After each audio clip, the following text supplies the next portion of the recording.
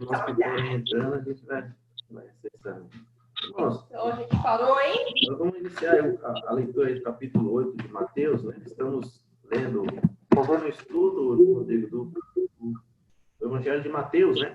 No início ali, trazendo, e se encontramos nesse momento no capítulo 8, onde nós, capítulo por capítulo, nós temos lido e ali buscado, né, um diálogo, né, um debate sadio, claro, né? Cada um tem a sua visão, cada um tem, é claro, que ambos e juntos a gente se completa e ali realmente o Senhor nos dá várias realmente riquezas preciosas dentro da palavra, ensinamentos que a gente guarda e tem memorizado, é claro, para as nossas vidas, né? E tem colocado em prática, né?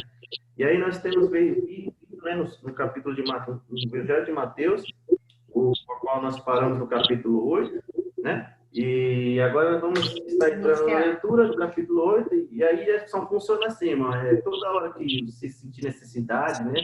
A gente entra, o irmão pode fazer um comentário e agrega, né, o conhecimento, aí cada um tem com sua visão interpretativa, e aí enriquece, né, todo o nosso debate aqui, o nosso estudo bíblico, amém? Amém. Vamos lá, então. Cada um tem e qualquer coisa fala se tiver alguma versão diferente, algum comentário. Amém. Vamos lá, então. Mateus 8, 1. Jesus purifica o imundo. Quando ele desceu do monte, grandes multidões o seguiram. E eis que o leproso tem... Desculpa, gente. Pode continuar o 2. E eis que veio um leproso e o adorou, dizendo: Senhor, se quiseres, pode tornar-me limpo.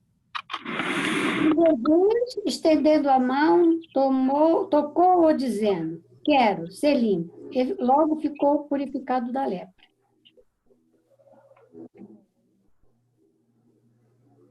Irmã Liliane, a Viviane, o Rodrigo.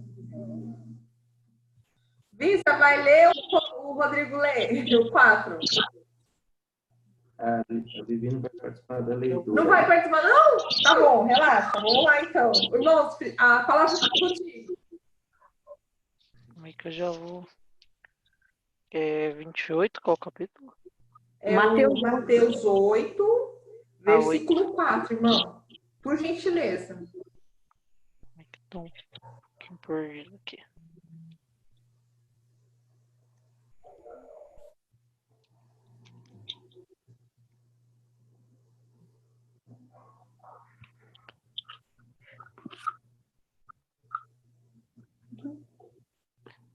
E disse-lhe Jesus: olha, não o digas a nenhum homem, mas vai pelo teu caminho, mostra-te ao sacerdote e apresenta a oferta que Moisés ordenou, como testemunho para eles. Ô, Glória. Vai falar alguma coisa? A gente pode continuar. Até aqui. Então, existe já elementos suficientes para a gente já falar algo aqui, né? Nesse momento, nessa noite. Então, mas nós vemos realmente desde o capítulo 5 até o 7, onde Jesus ali, né, demonstra ali os ensinamentos, né, do Sermão do Monte. A gente vem falando, né, do que ele ensinava ali no Sermão do Monte, ensinou a orar, né, ensinou a jejuar, né, os preceitos, como que se jejua, ensinou várias coisas, a questão da esmola, da oferta, como que se deve fazer. E agora no capítulo 8, Jesus vai iniciar realmente milagres, né, curas, milagres, e ali ele vai demonstrar todo o seu poder. E o autor de Mateus, o que ele vem demonstrar? Demonstra que verdadeiramente Jesus é o Messias, né? Dentro da literatura bíblica, né, judaica da época, os líderes, os religiosos, né, judeus, o que eles acreditavam que o Messias poderia fazer? Eles tinham um entendimento de que o Messias fosse realmente dotado de poderes miraculosos, né, que realizaria milagres, né, que fazia realmente milagres que até então nunca ninguém havia feito, né? Então ele tinha que ser dotado de poderes, né? Dentro então de uma literatura rabínica judaica, né? Os rabinos, os mestres ali, os sacerdotes entendiam que quando o Messias viesse, ele seria então esse portador desse milagre.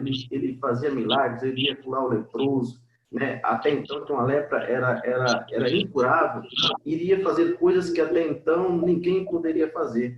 E justamente o livro de Mateus, uma das suas atribuições, pelo que foi escrito, ele queria entender e fazer entender realmente dentro da sua literatura que Jesus era o Messias, né? Então você veja bem, os líderes religiosos entendiam que o Messias tinha que realizar milagres. E o próprio Evangelho de Mateus, ele tentava comprovar isso, não só em palavras, como também em fato. Pois Jesus, ele, quando esteve na terra, né, é sabido dentro da palavra que ele realizava milagres, ele curava o leproso, ele tirava os demônios, ele fazia muitos milagres, né, e multidões o arrastavam, né, multidões o seguiam, né. Então, teve então ele encerrado esse bloco de ensinamentos, 5 grandes discursos, aonde no capítulo 5 até o 7, ele discursa, né? O autor, então, reinicia uma outra narrativa. Ele vai iniciar uma narrativa aqui no capítulo 8, onde algumas versões diz Jesus purifica o mundo e algumas outras coisas. Ele vai começar novamente uma narrativa, né? E a gente vê e enxerga, é claro, consiste dentro desse bloco que a gente vai agora entrar, consistindo dentro, então, em 3 grandes grupos, grandes milagres, né, que Jesus realizou, né? Separando, então, por seções. Então, ele estabelece essa diferença, né? Define, tentando definir entre uma antiga e agora uma nova dispensação, né? Uma nova dispensação nesse momento, né?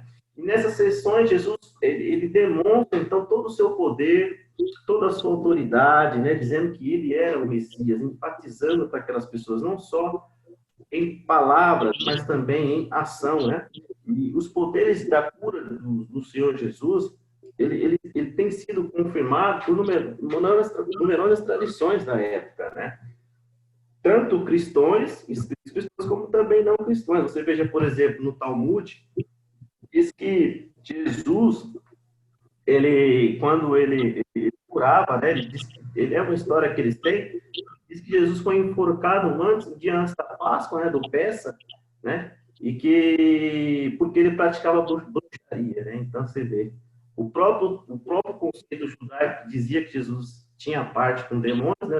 Um príncipe, né? Das trevas, né? E também outras pessoas que não acreditavam nem era o cristianismo, né? Mais para o lado extremismo ali, islamismo, acreditando que Jesus tinha parte com a bruxaria, né? Então você vê, porque ele realizava situações que ninguém fazia, então só mesmo quem tinha parte com alguma entidade espiritual poderia fazer. Então, você veja a relação que existe, né? E outros também acreditavam, então, uma parte também dos judeus acreditavam, então, que Jesus tinha poderes mágicos, né? Existe uma referência que alguém pode abrir para nós, Mateus 12, versículos 23, que fala um pouquinho sobre isso, do que acreditavam Jesus fazer, né? Do que reportavam o realizar milagres de Jesus. Os irmãos vão abrir essa referência, né? E a gente vai falando assim, não somente dentro de uma tradição do Talmud, a gente enxerga também os não-judeus, os judeus, a questão de sociedades helênicas da época, do extrato social, ali realmente por trás, dizendo que Jesus realmente curava. Mas por trás do milagre de Jesus existia algo que não era divino. Eles queriam reputar isso a uma situação das trevas, a alguém ligado a Beelzebub, a Satanás. Ele expulsa os demônios por Beelzebub, ele cura por entidades outro tipo, a não ser Deus. Eles tentavam todo momento não reportar Jesus como Messias, porque se eles admitissem que Jesus fazia milagres por Deus, né, eles tinham que pensar então que ele era o Messias, porque ninguém iria realizar o milagre, por exemplo, da lepra, a qual nós estamos lendo aqui, se não fosse o Messias. Existia isso também com eles. Precisaria ser o Messias para poder realizar um milagre de lepra, ou seja, algo incurável, algo que somente o Messias, o prometido, conseguiria realizar. Então, eles não queriam realmente falar isso, né? Eles queriam realmente, era mais fácil, então, tripudiar realmente em cima, dizer que Jesus tinha parte com demônios, dizer que Jesus não era de Deus que ali ele expulsava e curava, né? Alguém achou para ler para nós? É Mateus 12, 24? 23. 23? Mateus 13, 23. E toda a Pode ler, multidão... irmã. Hã? Pode ler. Toda a multidão se admirava e dizia, não é este o filho de Davi? Isso. Leu mais um versículo, irmã. Mas os fariseus, ouvindo isto, diziam, estes não expulsam os demônios, senão por Beelzebul, príncipe dos demônios. Exatamente, é a referência que eu... Então, reputando então os milagres de Jesus ao Beelzebul, ao príncipe, né, dos demônios.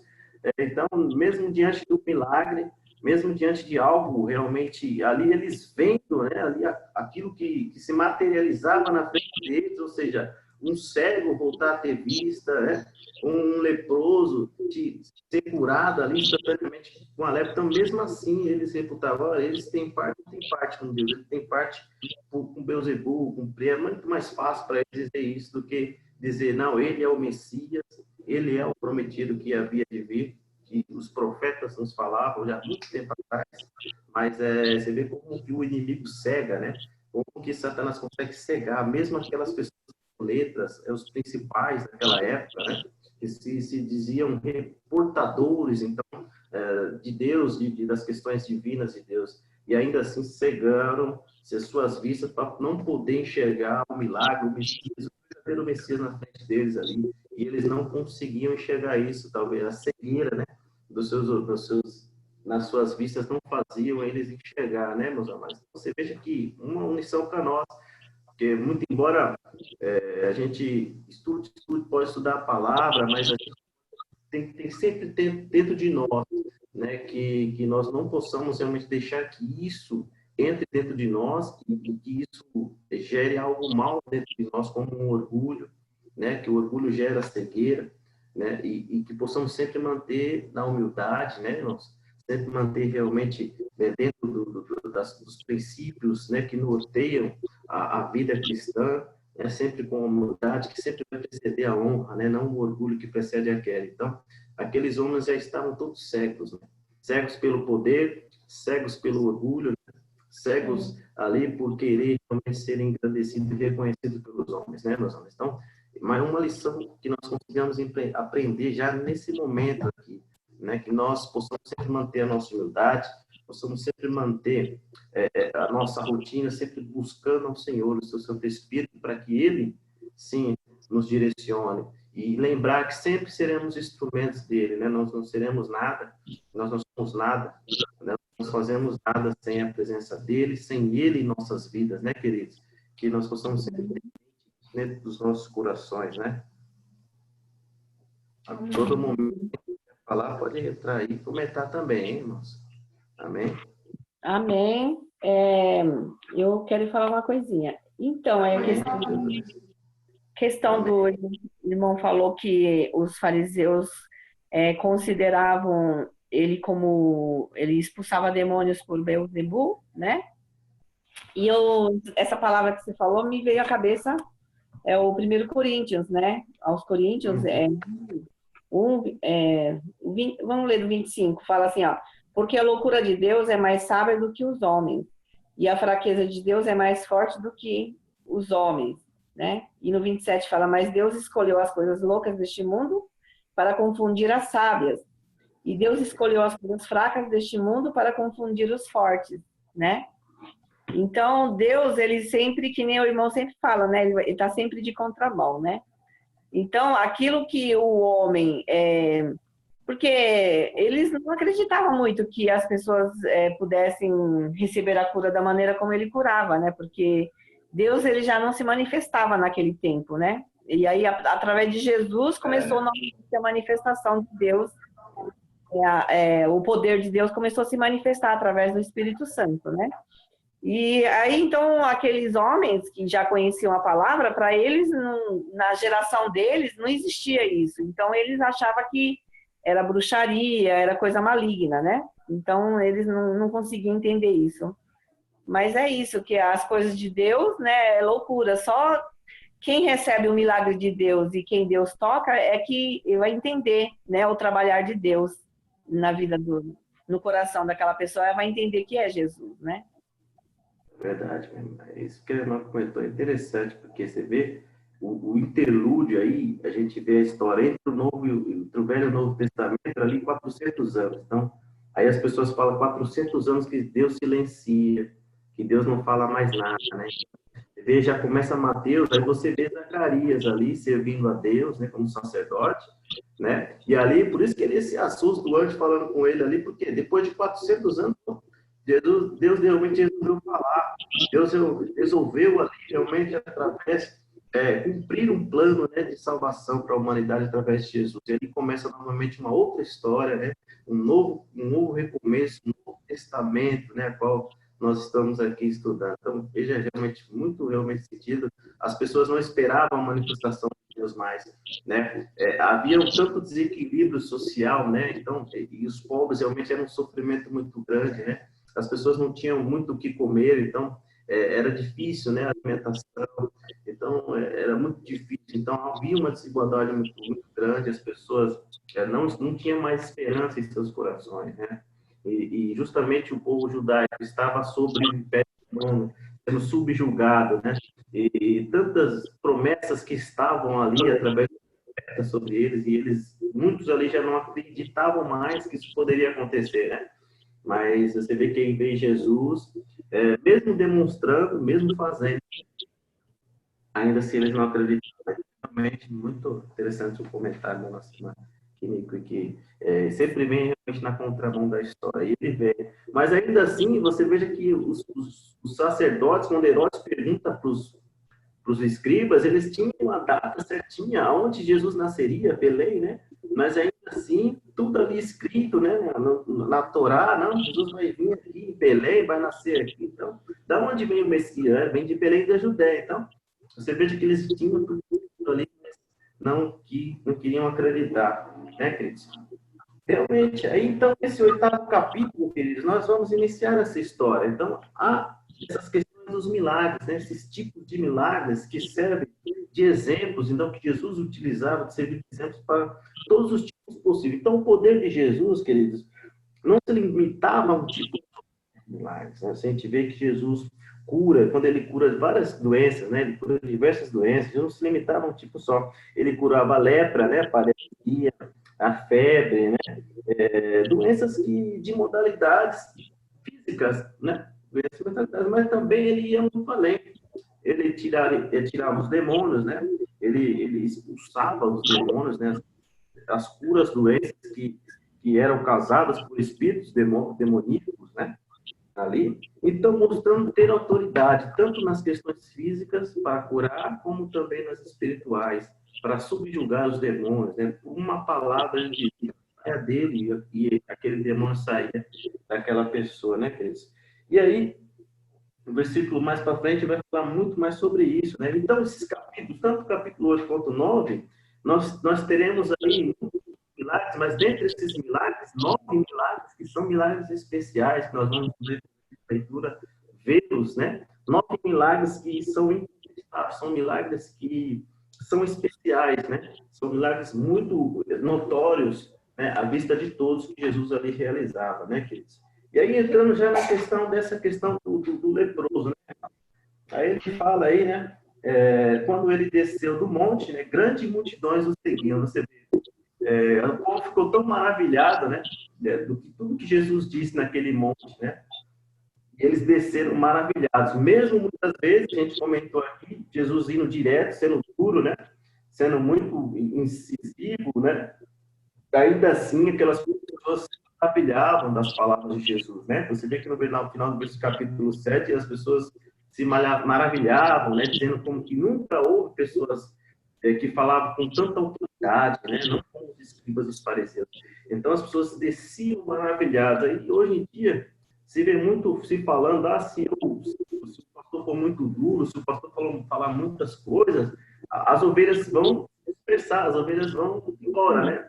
Mas não, você vê Jesus sendo tão duro ali você vê o capítulo 5, nós falamos aqui, no capítulo 5, 6, 7, Jesus ali sendo direto, duro, olha, se você não fizer isso, você vai para o inferno. Se você, isso são os hipócritas que fazem, né? Mas não será assim. Então, você vê Jesus ali descer a lei, ali, o povo ali ainda dizendo, não, esse aí tem autoridade, esse fala com propriedade. Então, as pessoas procuram caminhos para poder se desviar, para poder falar, se a gente for muito duro aqui, os irmãos vão embora, né? Mas você vê que isso não é verdade. Você tendo a essência do Espírito Santo de Deus, você tendo ali a verdade, né, que é a palavra do Senhor, você está ali falando, as pessoas vão ficar, se foram de fato verdadeiramente nascidas do Espírito, né, irmãos? Né? Porque Jesus disse a Nicodemos, né, é necessário que nasça de novo, né? Ele pensava que era nascer de novo no ventre, mas é do Espírito, né? Algo genuíno, algo que o próprio Espírito Santo ali entra em nós, como já entrou, né, mano? Então, você veja que Jesus, ele cura, ele vai realmente ali entrar num diálogo com uma pessoa e com um homem.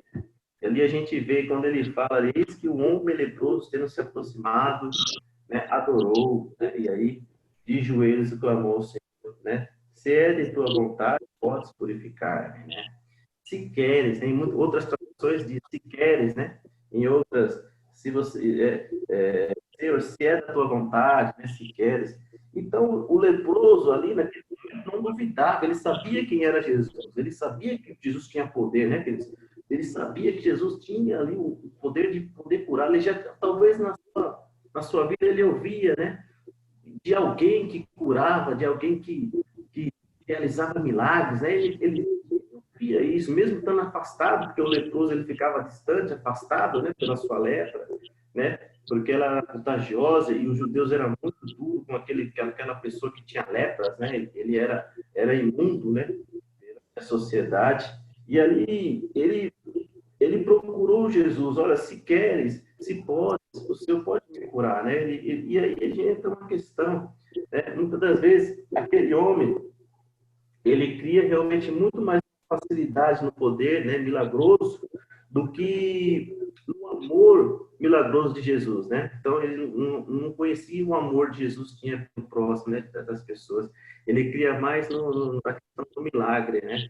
Então ali você vê que Jesus demonstrava ambas as coisas, né?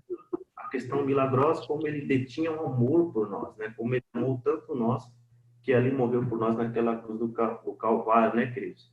E aí ele fala purificar, e a gente vê, né, não curar da lepra em si, mas purificar porque a gente vê dentro da questão da Torá, dentro do termo judaico, né, eu falei aqui, era uma imundice, né, uma imundice porque a pessoa se tornava um indivíduo sujo cerimonialmente, né, para poder as questões religiosas, não podiam fazer nada, né.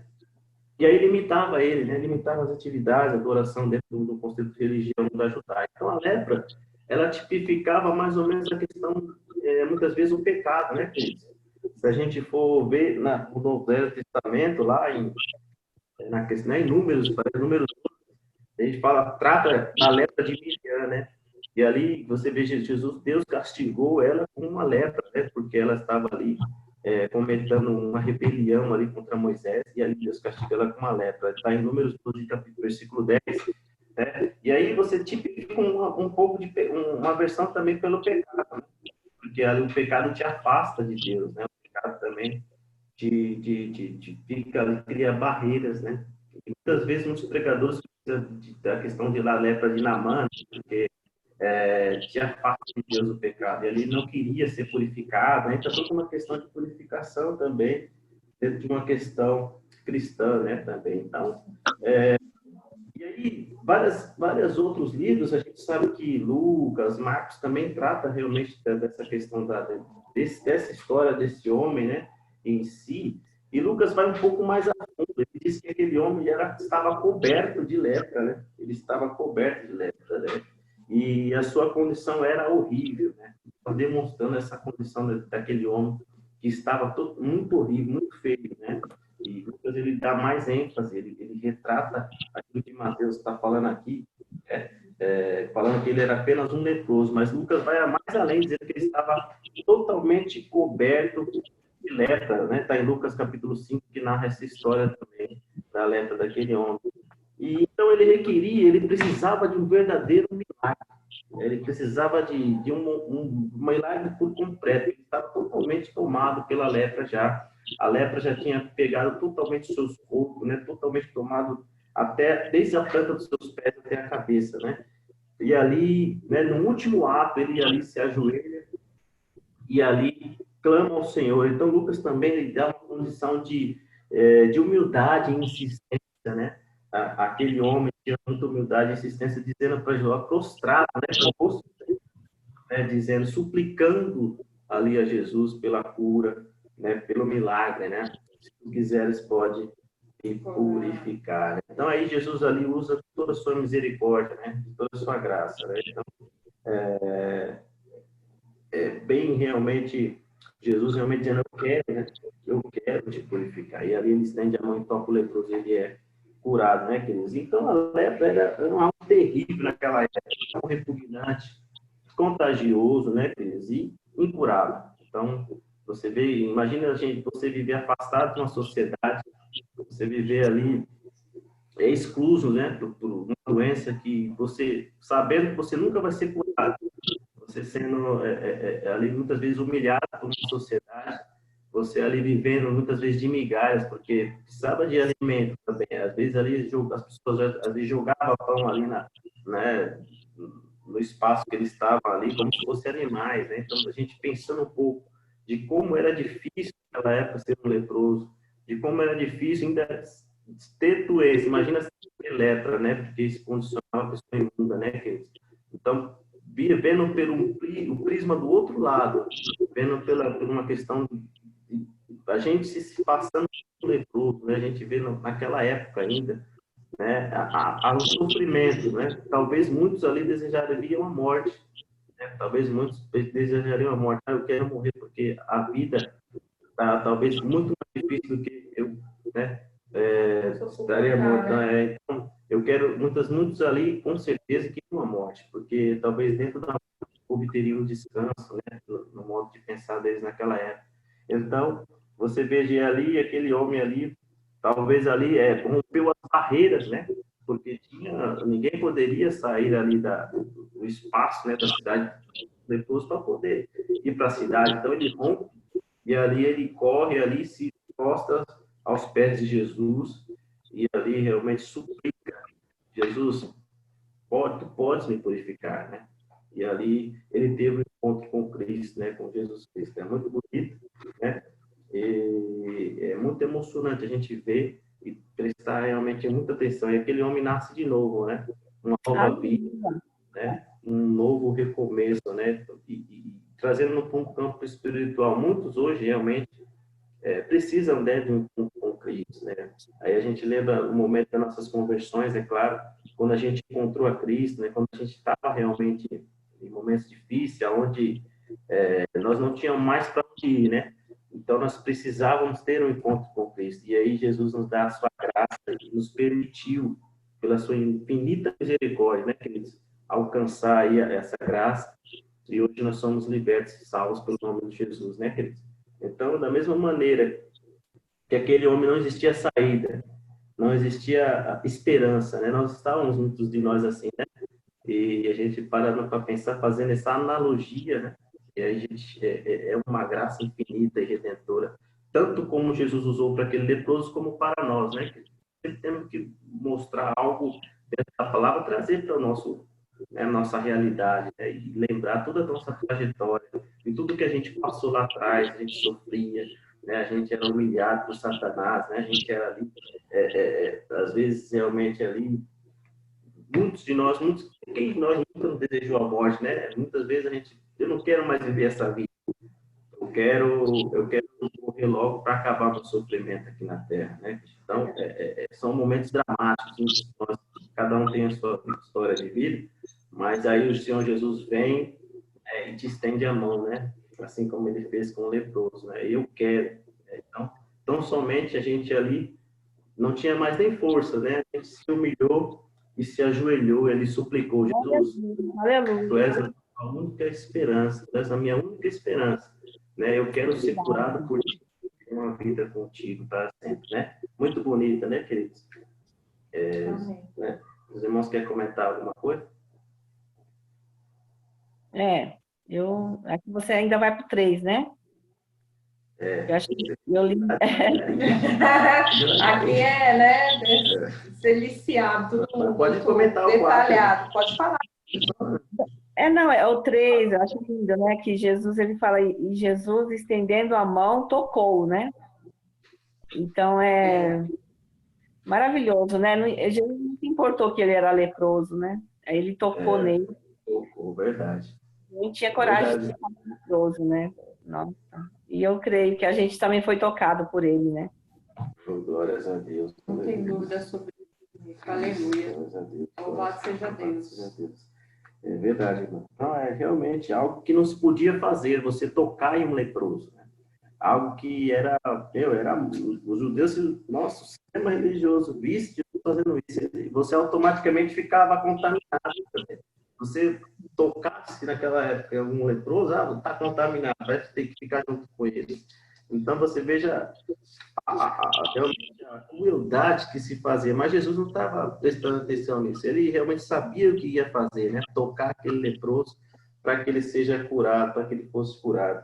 E essa história realmente da lepra, no Velho Testamento, está lá em Levítico, falando sobre as questões cerimoniais, né? Levítico 14 e 10 em diante, vai falar realmente do que era necessário, né, para a pessoa ser, para a pessoa tinha que, aí Jesus vai mais além, né? Ele vai falar da lei aqui, né, no versículo 4, dizendo que não conte isso a ninguém, mas vai e mostra-te ao sacerdote, né?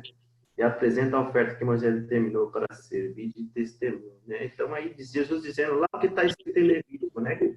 Lá em Levítico tem as questões de se você for curado da lepra, você precisa se apresentar ao sacerdote, você precisa fazer todo um rito, né? Para que você ali se identificar que você estava curado, né? Para que eles vissem realmente que você estava realmente curado. Existia todo um rito, né? De que se fazia ali para demonstrar que a pessoa estava curada realmente. É engraçado, né? Porque nos livros, Moisés ele foi curado da lepra também. Deus, para mostrar que era Deus, teve que curar Moisés da lepra. Aqui, ó, a história sempre se repete, né? Miriam. Não, no começo, lembra quando Deus né? A mão, né? Isso, ó como é que é, né? A história sempre se repete, né? Lindo. Você vê, imagina o desespero de Moisés. Nossa, minha mão está toda leprosa. Então, realmente, era algo realmente repugnante, realmente você ter lepra, né? Aquela sociedade. Você era a pior pessoa da face da terra, né? Tem várias histórias, tem a questão de Ben-Hadad, né? A questão do Reino do Norte. Depois a gente pode ter essa história de que os leprosos ficavam bem distantes, né? E ali, mas é uma longa história, depois a gente pode comentar. Então, queridos, a gente está aqui nesse momento, né? Então, Jesus tem realmente ali estendido a mão para aquele leproso, né? Como estende para nós também. E aí, 3 coisas, acho que 3 ou 4 coisas que eu queria realmente incentivar os irmãos, que quando Jesus fala ali sobre essa questão, né? Disse então Jesus, olha, não conte isso mais a ninguém, mas vai e mostra-te ao sacerdote e apresenta a oferta que Moisés determinou para lhe ser servido. Disse então, olha, o que Jesus queria dizer quando ele diz assim, olha, não conte isso a ninguém, né? Não conte isso a ninguém. Aí, várias interpretações existem, né, para essa declaração de Jesus. Por quê? Será que Jesus não queria, né, que aquele homem não dissesse o milagre que ele tinha feito, né? E será que Jesus disse essas palavras àquele homem para benefício próprio dele, espiritual, para que ele não ficasse orgulhoso depois, né? Existem várias situações que a gente, né, encontra, né, várias interpretações, mas cada um tem, né, um parecer diferente, né? Muitos acreditam que a proibição era apenas para que ele depois, quando mostrasse ao sacerdote, ele poderia falar, né? Mas ele primeiro tinha que ali mostrar, tinha que oferecer a oferta ali, declarada na lei, né? E outra vertente diz que Jesus não queria, naquele momento, que as pessoas descobrissem quem ele era, né?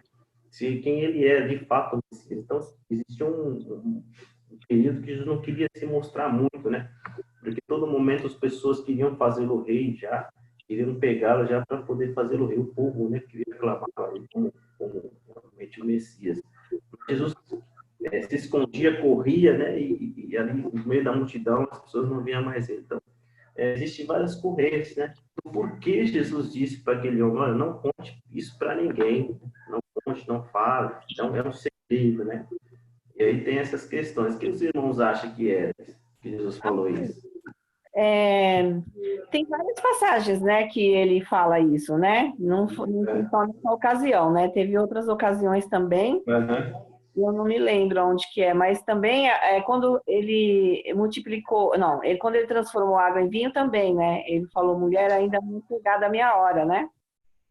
Então, eu acredito que é porque ele aguardava um momento certo, né? Então, naquele momento, ele realmente não queria que divulgasse. Eu acredito que ele fazia os milagres, mas tipo que haveria um momento, né, em que ele seria que iria aparecer, né?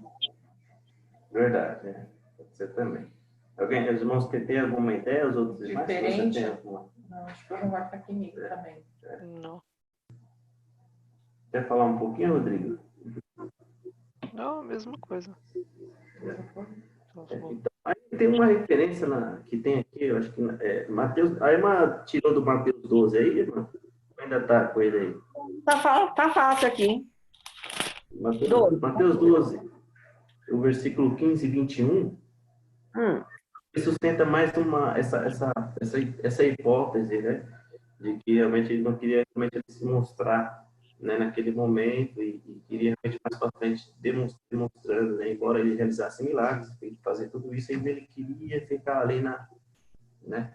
Mas ia chegar um momento que ninguém ia ser notório, né? Todos realmente teriam que ver como viram. É Mateus 12, 15, 21. Eu vou ler. Dele.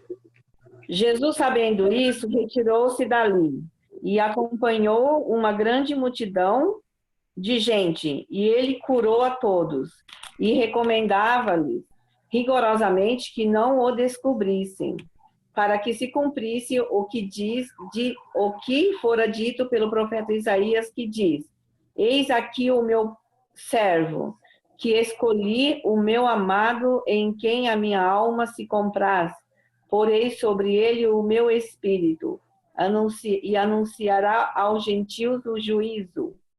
Não contenderá, nem clamará, nem alguém ouvirá pelas ruas a sua voz.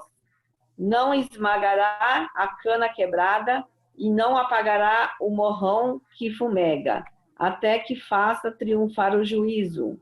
E no seu nome os gentios esperarão. E realmente tinha um momento certo, né? Jesus tinha que cumprir tudo, né? A lei, os profetas, tudo que os profetas diz, tinha que cumprir, né? Tudo que realmente estava nos profetas, né? Então Jesus tinha que cumprir tudo. Existia um tempo certo para que ele pudesse ali se declarar, né? Se realmente as pessoas realmente viriam isso, né? Então realmente existia realmente tempo propósito para todas as coisas ali dentro do ministério de Jesus, né? Ele teria que passar por situações, realizar aquilo que tinha para realizar, e aí sim, realmente, tudo estava escrito, né? Tanto que queria sofrer, padecer, né? Tudo isso. Então, está tudo nas escrituras, os profetas disseram. Né? Então, eu queria ir mais adiante, essa oferta, né, que está dizendo aqui que ele tinha que ofertar, o que Moisés determinou, né? E aí fala essa questão de oferta, né? Que tal, mostrar o sacerdote, né? E aí essa oferta deveria oferecer, então, os pobres da época ofereciam, né, 2 aves, né, ali, né? 2 aves, duas pombinhas, né? Os pobres que não tinham muito dinheiro, né? Tinham a menor oferta era essa, né? De ali apresentar o sacerdote. Levítico 14 também vai falar sobre essa questão dessa oferta que deveria ser ali apresentada ao sacerdote, né? Para o leproso que fosse ali curado, né, queridos? E aí, nós já lemos ainda não? Não. Aí vamos continuar a leitura. Amém. Vamos lá, então. Tá já quase. Daqui a pouco, um comandante romano crente. Entrando Jesus em Cafarnaum, dirigiu-se a ele no sertão suplicando. Quem lê? Eu acho que é você, irmã. E dizendo: Senhor, o meu criado jaz em casa paralítico e violentamente atormentado. E Jesus lhe disse: Eu irei e lhe darei saúde.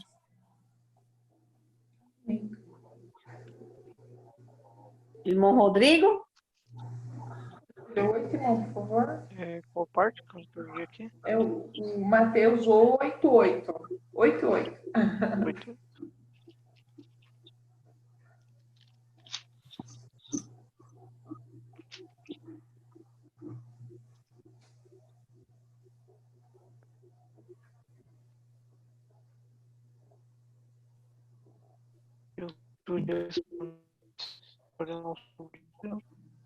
De quem entra debaixo do meu telhado, mas diz somente uma palavra, o meu servo será curado. Aleluia. Porque eu também sou homem debaixo de autoridade e tenho soldados às minhas ordens. Digo a um, vai, e ele vai. E o outro, vem, e ele vem. Ordeno, e o meu servo faz isso, e ele o faz. E maravilhou-se Jesus ouvindo isto e disse aos que seguiam: Em verdade vos digo que nem mesmo em Israel encontrei tanta fé. Amém. Aleluia. Mas eu vos digo que muitos virão do Oriente e do Ocidente e assentar-se-ão à mesa com Abraão, com Isaac e Jacó, no reino dos céus. Amém. Irmão Rodrigo 12, por favor. Mateus Mas os 8:2. filhos do reino serão lançados na escuridão profunda. Ali haverá pranto e ranger de dentes. Misericórdia. Então disse Jesus ao centurião: vai-te, e da maneira como creste, assim te sucederá. E naquela mesma hora o servo foi curado. Aleluia. Aleluia, né? Mas aí iniciando muito milagre. Então, Jesus emendou mais um milagre aí. Aí, mais um ministério da obra poderosa de Jesus, né, queridos? Essa questão do centurião, né? Do servo do centurião. E aí entra esses personagens, né? Um centurião. A Bíblia fala sobre um centurião. E qual é a prerrogativa de um centurião, né, queridos? Né? E aí, a gente, o centurião, naquela época, o que era? Era um comandante, né?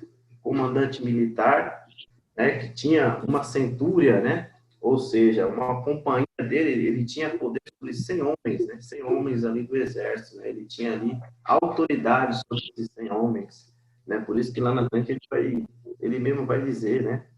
Então você veja a importância, ele era uma autoridade, né? Uma autoridade ali romana, que estava ali, realmente foi meio humilde para realmente chegar a Jesus, porque ninguém vai a Jesus, né? Não, entendendo, claro, que Jesus tinha esse poder para curar o servo dele, né?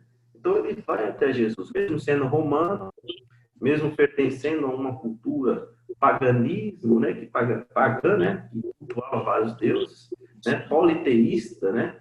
E mesmo assim ele vai a Jesus, porque os deuses dele, de qual ele servia, de tanto talvez ali ele clamar, de tanto ele falar, de tanto oferecer sacrifício, não puderam curar aquele servo dele. E ali, de tanto ele, muitas das vezes, insistir, não está acontecendo nada, o servo não é curado, né? São só hipóteses que eu estou dizendo, mas aí ele vai até Jesus, né? Ele vai até Jesus ali, né? E aí fala de uma cidade também, Cafarnaum, né? Quer dizer, a gente depois pode mais tempo falar sobre essa cidade, né?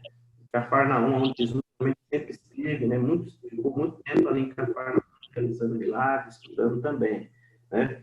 E aí ele relata a história desse criado, né? Que estava paralítico, horrivelmente atormentado, né? Escravo, né? Praticamente, né? Porque os romanos tinham muito essa questão de ter esses escravos, né? Para trabalhar para eles. Mas ele tinha um amor tão grande por esse servo, né? e que realmente estava disposto a tudo, né? Disposto a tudo, Bonito, né? e até chegar a um ponto de que como que uma cidade romana pode ir a um simples carpinteiro, né, Jesus, para pedir, ali suplicar a cura de um servo. Então você vê o amor que ele tinha para aquele servo, né, irmãos? Demonstrando todo um amor, né, um carinho por um criado, né, que ele tinha. Então ele rompe todas as barreiras. Imagina os soldados dele ali, porque eles estavam à luz do dia ali, mas como que o comandante vai a um pobre judeu que, que nem era desprezível, né? Os judeus ali na Palestina sendo subjugados pelos romanos, ele vai ali e pede para que Jesus cure o seu servo, né? Você vê que são coisas assim que a gente fica bem surpreso, né? E aquele homem então rompe todas as barreiras. Não, para mim não importa mais, não importa quem está vendo, não importa se o imperador vai me destituir do meu cargo, mas para ele queria o quê? É o amor que ele tinha por aquele servo, né? Você vê, o amor realmente ele rompe as barreiras, né? Ele rompe, e ali ele vai até Jesus pedir a cura do servo dele, né? Então, primeiro, ele acreditava que Jesus podia curar. Segundo, ele rompe as barreiras, não estava mais ocupado com o seu cargo, né? Em ser centurião, não. Vou lá, eu posso perder, mas eu vou até Jesus, porque eu sei que ele vai curar o meu servo. Você veja várias coisas, situações dentro desse cenário, né? E você fica um pouco realmente aqui bem, assim, admirado, né? Por essa posição dele, por ele ir romper com todos os protocolos, né, existentes na época e ali realmente pedir a Jesus a cura do seu servo, né? Uma história muito bonita, né? que se presencia a nosso redor, né? E aí um gentil, né? Você veja que ele era um gentil também, né? Então nem os judeus e muitos judeus não aceitavam Jesus como Messias, mas você vê pessoas de fora sendo gentil, né? Acreditando que Deus tinha a capacidade de entender que aquele era poderoso, aquele curava, aquele tinha um poder, ele era algo especial, ele tinha algo diferente dentro dele. Então, você vê, mesmo pessoas não cristãs, mesmo não professando algo de Deus, enxergavam algo em Jesus diferente. Detentor do poder milagroso, da cura, né, de todas as questões miraculosas, né? Você veja a imensidão que o texto nos relata. Então, abre-se, então, muitas coisas aqui para nós, queridos. Muitas situações para que a gente possa explorar. Os irmãos têm entendimento dessa passagem. Eu acho bonito a humildade do centurião, né? Que nem o irmão falou, mas é em questão do seu criado também, né? Porque o criado, na verdade, estava dando dor de cabeça para ele, né? Querido, realmente. Ele deveria servi-lo, mas na verdade era o centurião que estava servindo ele, né? Porque ele estava paralítico, né? Ele era paralítico e ele também vivia atormentado. Imagina uma pessoa atormentada, né? Do seu lado, na sua casa. Uma pessoa que vive com você ali, né? Uma pessoa atormentada e ainda paralítico, né? Então era uma pessoa que dava dor de cabeça para o centurião, né? Ele poderia dar outro jeito, né? De repente ele poderia, sei lá, né? Mas eu creio que esse centurião era diferente, né? Ele tinha um amor no coração, né? E aí ele resolveu buscar ajuda, né, a favor do seu criado, né? Então é bonito a atitude desse centurião, apesar de ele ter nome, né, ele ter posição, mas realmente ele foi bastante humilde assim em buscar ajuda, né, para o seu criado. Se fosse para o seu filho, né, muita gente buscar para o meu filho, para minha família, para minha mãe, meu pai, meu irmão, mas era por um criado, né? E ele poderia descartar o criado facilmente, porque existia muito. Ele poderia dar, assim, não serve mais para mim, pega o outro. Vai fora. Então, o Império Romano era bem, realmente assim mesmo, eram pessoas muito.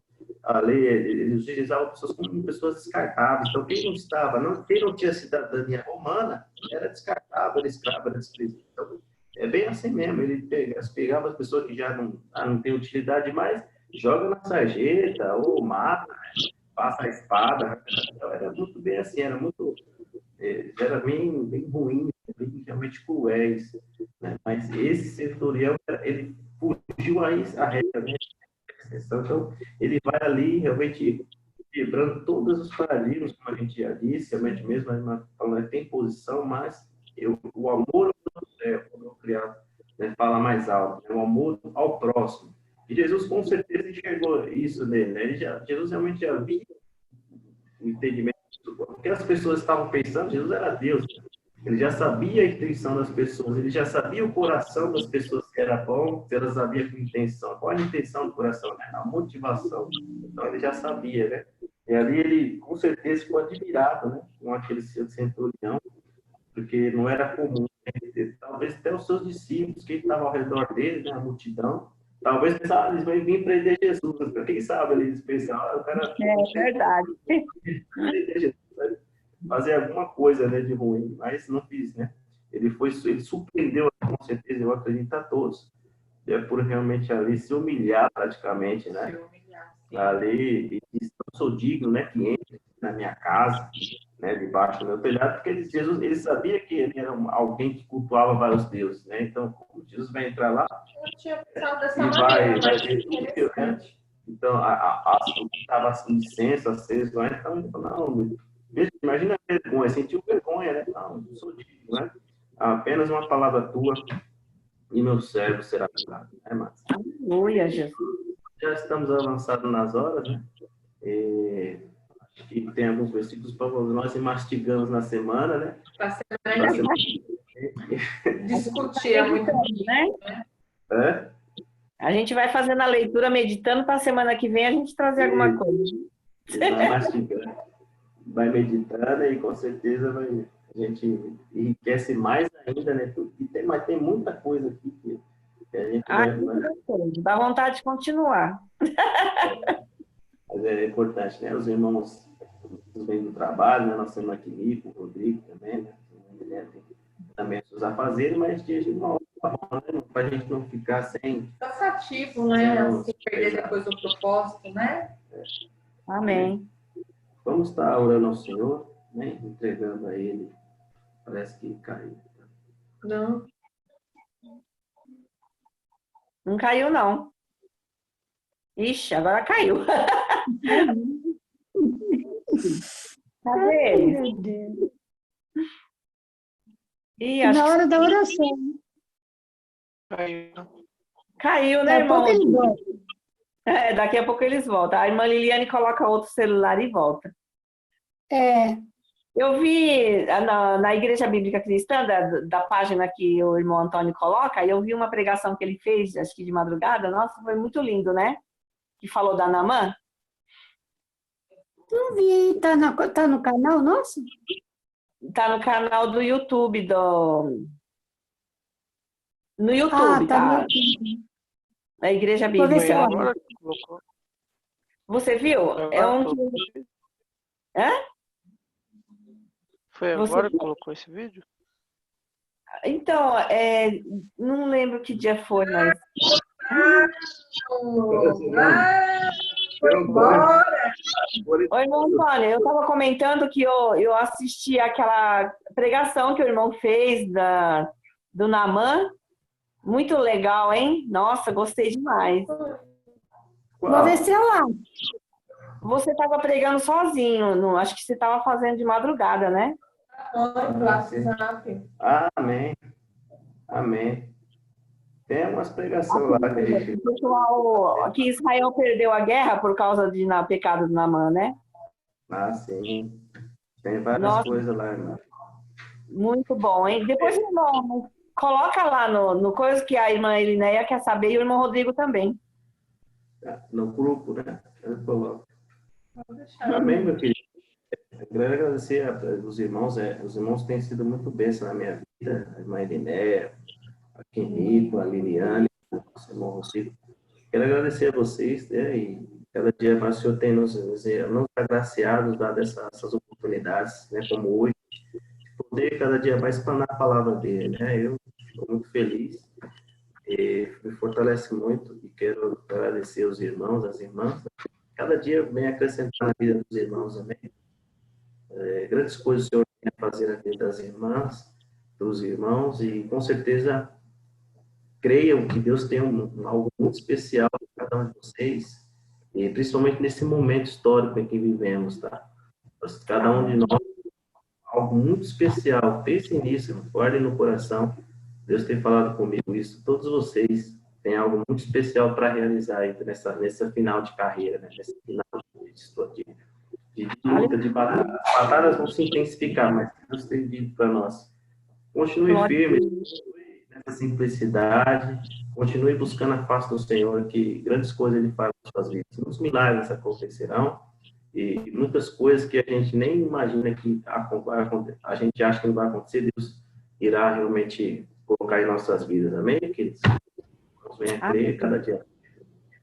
E vamos somar cada dia mais junto, né? Vamos somar, vamos unir mais e mais. É isso, através dessa união que o Senhor cada dia mais realmente nos fortalece, né? O cordão, uma corda de duas dobras, ele é muito mais difícil de ser rompido, né? Que cada dia mais o Senhor venha nos acrescentar, agradecer ao irmão Rodrigo, cada dia mais ele está conosco aí, Deus venha abençoar grandemente, irmão. Continue aí firme, forte, que Deus tem grandes coisas a fazer na sua vida, amém? Amém. Vamos orando ao Senhor, encerrando aqui. E até aqui o Senhor falou conosco grandemente, né? Agradecer que Ele esse entendimento, tem dado, né? Esse entendimento para nós, através do Santo Espírito, para a honra e glória dele, amém? Vamos orar. Senhor Deus, amado Pai, nós agradecemos, Pai querido, pela Tua palavra, Senhor Pai, que falou grandiosamente conosco, através desses estudos já tem falado há muito tempo. O Senhor tem ensinado muitas coisas preciosas da Tua palavra, meu Pai. Que possamos cada dia mais buscar a Tua face, possamos cada dia mais buscar, Senhor Deus, meu Pai, o entendimento, Pai, porque lá na Tua palavra diz que meu povo pereceu porque faltou conhecimento. Nesse momento, Pai, estamos aqui diante da Tua palavra e cada dia queremos mais e mais entender, aprender mais da Tua palavra, para que possamos, ó Pai, ser igual aos bereanos, a cada dia mais meditar sempre na palavra. Aconteça o que acontecer, meu Pai, possamos sempre estar focados, sempre estar sempre com o Teu Santo Espírito, cada dia mais nos agraciando, nos dando essa inspiração que nós necessitamos, Pai. Oramos, agradecemos pela presença dos irmãos, das irmãs Eliné, da nossa irmã Quinico, nosso irmão Rodrigo, Pai. São guerreiros, Senhor, Pai, que o Senhor tem chamado nessa última hora para a batalha, meu Deus, Pai. Opera cada dia mais, prepara o Senhor, Pai, para os combates. Cada dia mais, ó Pai, que eles possam estar prontos com as suas espadas afiadas, com toda a sua armadura, Pai, para as batalhas que virão. No nome de Jesus, Pai, nós te agradecemos e te pedimos, ó Pai, continue operando, faça aquilo que nós não podemos fazer em nossas vidas e mais a tua missão possamos cumprir, Pai, possamos cumprir o bom combate e cada dia mais terminar a nossa carreira. Para honra e glória do seu nome, nós te pedimos, Pai, e te agradecemos. Obrigado por tudo, meu Deus. Amém. E graças a Deus. Muito obrigada. Deus abençoe. Obrigada a vocês, gente, Obrigado. pela companhia. Deus abençoe cada um. Amém, irmão. Obrigado. Deus abençoe. Obrigada, Menina. Deus abençoe. Deus abençoe. Até a próxima. Até a próxima. Amém. Até a próxima.